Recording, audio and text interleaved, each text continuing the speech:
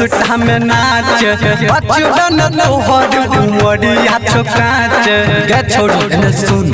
अच्छा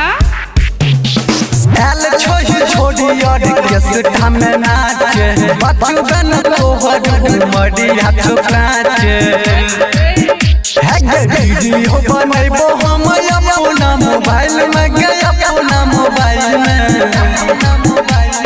नाच के पतोर की गए नाच के पतोर की खेसारी स्टाइल में नाच के पतोर की खेसारी स्टाइल में नाच के पतोर की खेसारी स्टाइल में सतीश रईमा नाच के पतोर की खेसारी स्टाइल में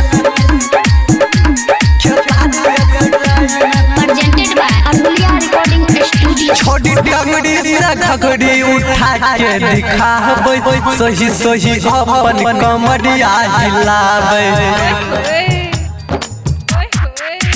छोटी टंगड़ी से घघड़ी उठा के दिखाबै सही सही अपन कमरिया हिलाबै है गे वीडियो बना के डाल देब प्रोफाइल में के डाल देब फाइल में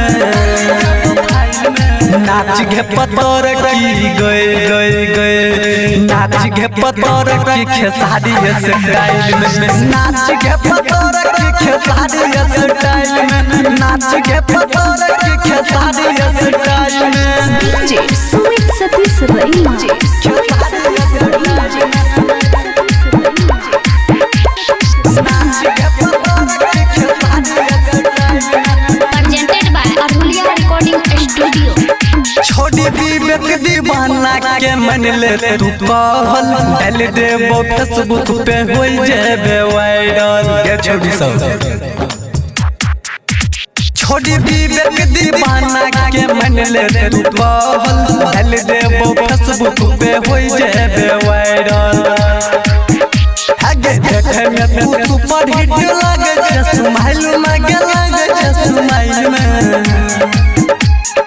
नाच के पतोर की गए नाच के पतोर की खेसारी स्टाइल में नाच के पतोर की खेसारी स्टाइल में नाच के पतोर की खेसारी स्टाइल में presented by Anulia Recording Studio।